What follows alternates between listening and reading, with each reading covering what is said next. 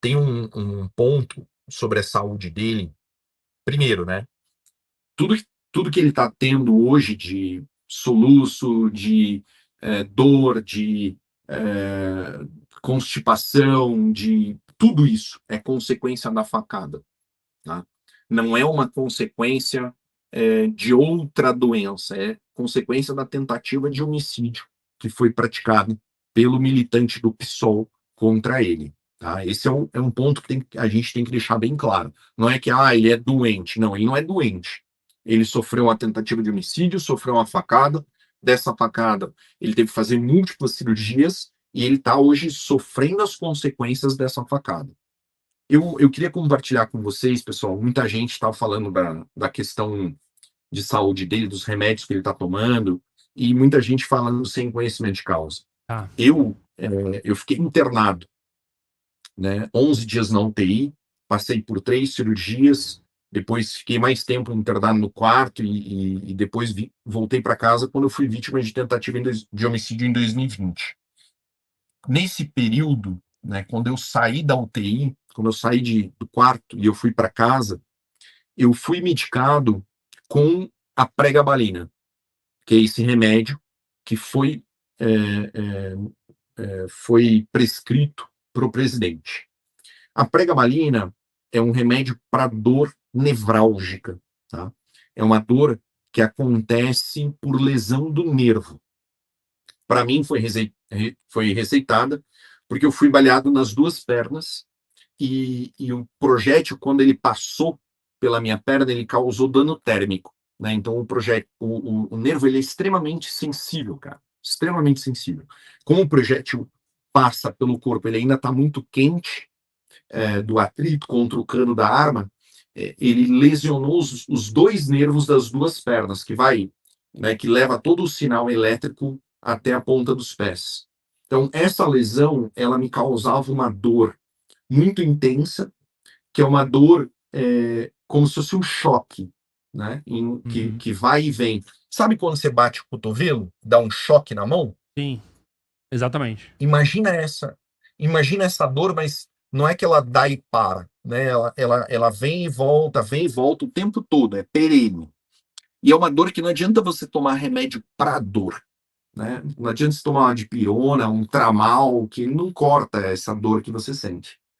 É uma dor muito específica que só é diminuída com a pregabalina.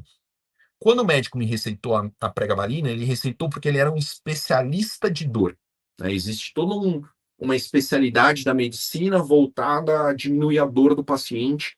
E esse médico, então, eu lembro dele, cara, porque ele era muito alto, muito magro, e usava um óculos redondo. Assim, era um cara que pensava muito para falar, sabe? Ele não era um cara mega dinâmico, assim, não. Ele era super calmo e ele conversou muito comigo sobre o que eu estava sentindo, sobre como era a dor e tal, e ele me prescreveu a pregabalina. Eu tomei a pregabalina por 3 dias só, tá? Ela realmente cortava a dor, mas ela fazia com que eu me sentisse como se eu não fosse eu mesmo. E isso, cara, é uma sensação horrível.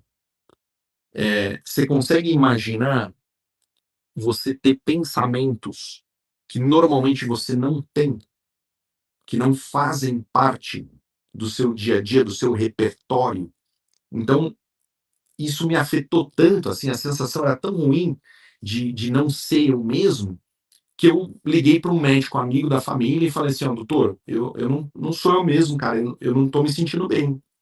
Ah, o que você está tomando, Paulo? Ah, estou tomando antibiótico, anticoagulante, remédio para dor, né, tramal e pregabalina. Ele falou, tira a pregabalina. Posso parar, doutor? Pode. Parei com a pregabalina. Meu irmão, eu prefiro 1 milhão de vezes sentir dor do que ter a sensação que esse remédio me deu. Mas Então, esse remédio é o remédio que o presidente estava tomando? é um dos quatro para dor que ele tomava, entendeu? Entendi. Ele tomava a pregabalina, a GABA, um antidepressivo e mais um remédio. Tá? Eram quatro. Então, quando a gente vê aquele vídeo da tornozeleira, você deve ter visto esse vídeo, a galera deve ter visto, aquele ali não é o presidente. Assim, a forma como ele fala, o tom de voz, a entonação, as palavras, não é o Jair que eu conheço, pessoalmente, né? Ali ele estava claramente sobre o efeito de um remédio. E não é um efeito, modificou, é outra pessoa. Não, enquanto ele está tomando aquele remédio, ele vai estar afetado. E os remédios afetam as pessoas de formas diferentes. Eu posso dizer que a minha experiência com a pregabalina foi tão ruim que eu preferia sentir uma dor que não me deixava dormir do que tomar aquela merda. Então, ali naquele momento, quando a gente viu o vídeo, eu mostrei para minha esposa, ela é médica, eu falei assim, Carla, o que está acontecendo aqui? Ela falou, é uma interação medicamentosa. Então, é o remédio que ele está tomando com outro remédio, com outro remédio, com outro remédio. Isso aí faz com que a pessoa realmente não seja ela mesma. É o que aconteceu com ele, é o que aconteceu comigo. Uhum. Aqui, eu falei sobre isso hoje de manhã no Instagram e muita gente me trouxe esse relato do efeito da pregabalina, né? Então, Efeito isso aí, cara, dissociativo, né? Pelo que eu entendi. eu acho que você acertou na palavra, né, do ponto de vista de dissociação, mas também, vou te falar, a percepção que eu tinha, os pensamentos que eu tinha, não eram pensamentos meus. Você acredita também que, tipo, a fala deve ter sido comprometida naquele momento?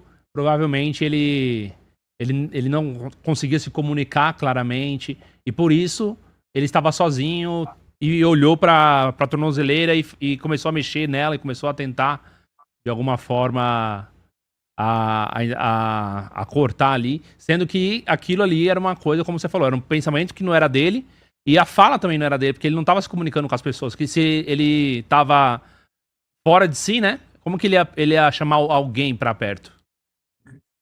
Eu acho que é, é aquele negócio, né, cara? O cérebro ele é uma grande incógnita, né? Você pode chamar aqui no podcast o maior neurocirurgião do mundo, o maior neurologista do mundo, o maior psiquiatra do mundo, o maior Uhum. psicólogo do mundo, e eles vão te dizer, cara, a gente não sabe como o cérebro funciona.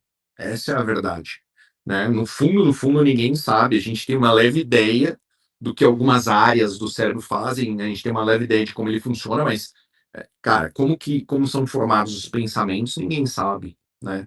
A ordem das coisas ou da onde eles vêm, não existe literatura sobre isso. Então, a forma como ele, né, ele chegar ao ponto dele pensar que, putz, cara, que tem uma escuta dentro da tornozeleira, que aquilo ali, né, de alguma forma abrir ela, é um pensamento, cara, que estava na cabeça dele naquele momento. Você dizer assim, isso aí é suficiente para decretar uma prisão? Porra, não é, meu irmão. Olha o caso do Collor. O Collor removeu a tornozeleira eletrônica, não foi preso, Aham. né? Eu posso dizer aqui de casos de criminosos que alugam pernas. Você sabia disso? Dá para você alugar uma perna? Põe na perna de Então alguém. você. O cara tira a tornozeleira dele, coloca numa pessoa que fica dentro de casa e fica lá com a pessoa e ninguém fica sabendo e fica por isso mesmo.